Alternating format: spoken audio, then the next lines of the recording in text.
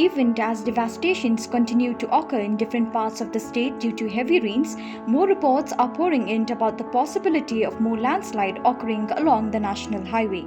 Worrying pictures of earth pushing against cement walls being erected along the highway are raising anxiety and concern in the minds and hearts of many people who are traveling to and fro.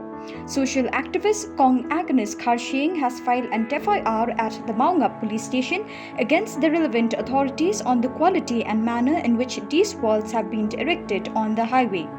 Instead of protecting people from landslide and floods, these walls themselves have become a major cause of danger as they are beginning to collapse under the weight of the crumbling earth and the seeping erosive waters.